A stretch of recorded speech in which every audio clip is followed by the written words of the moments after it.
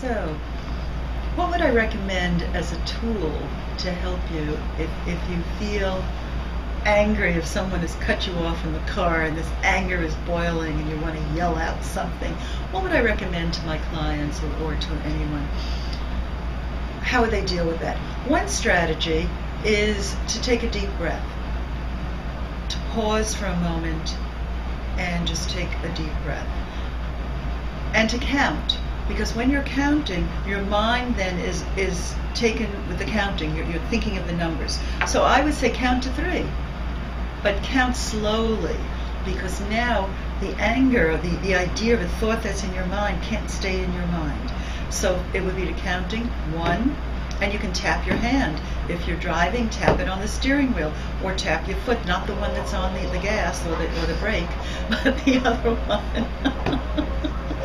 Maybe just tap your hand, not your foot. Tap your hand. 1, 2, 3. That anger, that thought cannot stay in your mind because you're busy counting, and that's where your mind now thought of how to deal with it would be to smile. When we smile, we send a message to the brain that says, I think I'm happy, I think I'm relaxed. And the brain only gets that message. It doesn't know if you are not, if you're happy or you're not happy.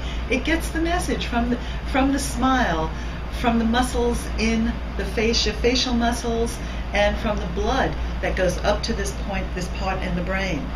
So smiling will also relieve that moment of stress and anger. Another tip would be self-talk, but not the self-talk that's angry, not the self-talk that says, why are they doing that? They shouldn't do that. They're always cutting me off. No, the self-talk that says, it's okay. And smiling while you're doing it. It's okay. Let them go. Another one would be affirmations. If you can come up with an affirmation that would make you feel better. And this is something that you might need to work on. You can't come up with it when you're in the middle of anger or stress. You have to do this beforehand. An affirmation that says, I am calm. I am calm and I am happy. And if you repeat that and keep saying that, then you will begin to believe it and you will begin to act it. Affirmations can be very powerful, but you first have to work on an affirmation before you're actually involved in the situation that's getting you stressed, because you won't be able to come up with it. So those are some suggestions that could work and could be very effective.